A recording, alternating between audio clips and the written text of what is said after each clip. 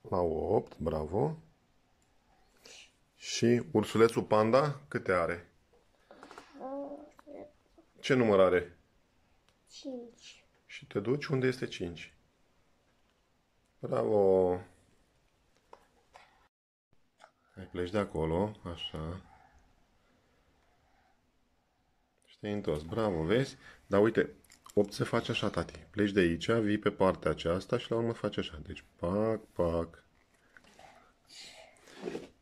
Hai. Pa. Așa, te duci în jos, în jos, în jos. Bravo și te întorci. Așa, hai, următorul.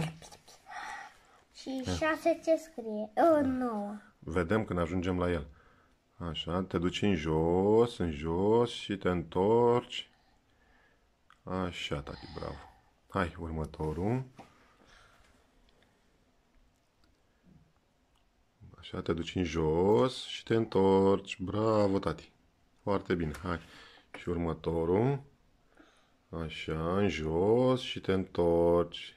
Extraordinar de bine. Bravo, tati. Așa, în jos. Capul mai sus, tati. Hai, fel pe 9. Și pleci de aici. Cum te-am arătat. Chelop ca un M. Deci pleci de aici, da? Așa. Și te duci în partea aceea, în jos. Așa. Adică nu e chelop. Și fă acolo și să fie frumos făcut. Hai, 9. Da, cum ți-a arătat, tati? De unde trebuia să pleci? Hai, fă acesta, fă corect. Așa. Așa. În jos. Bravo. Hai, următorul.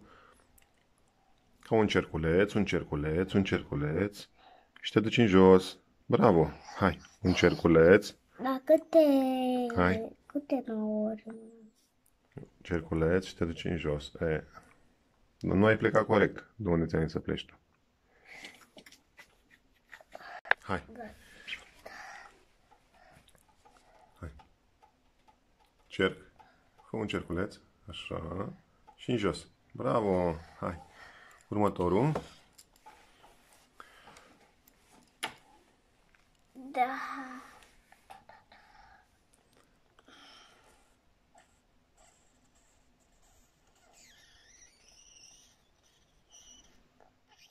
Nu trebuie să apeși foarte tare. Bravo. Hai.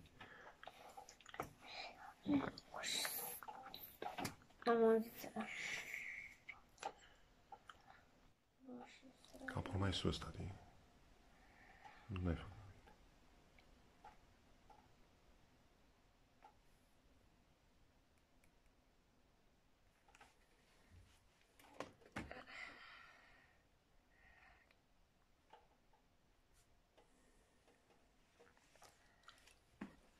Hai, capul mai sus.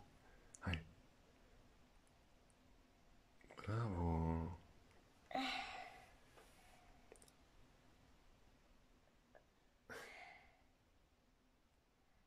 Apar cambuș. Hai, de acolo de unde se unesc. Nu, acolo. Cerculețul și jos. Bravo. Hai, următorul. Cerculețul și te duci în jos. Bravo. Cerculețul și te duci în jos. Ia mânța. Ce, ai obosit? Hai, mai faci pe 9 și la urmă luăm pauză. Da? Mai stau un pic în pat. Bine, tati. Hai. Și mai stau și așa, ca și când mă uit la filmuleț. Bine, hai. Hai. Foarte bine. Bă, stau liber, mă lași să mă schimb. Ia mâna de acolo. Dar trebuie să stai... Cum ți-a arătat, tati, că trebuie să stai la birou? Steu. Așa. Așa, hai.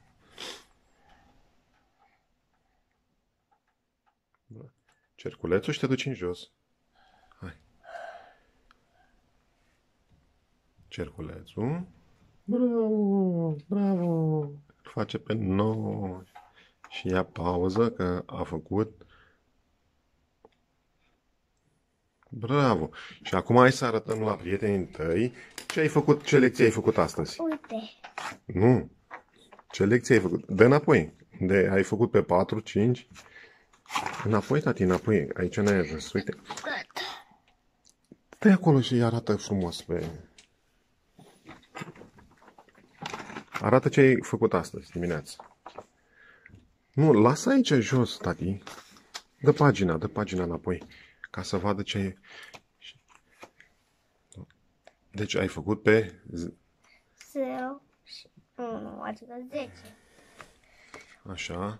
Pe 4 și pe 5. Da? 6 și 7.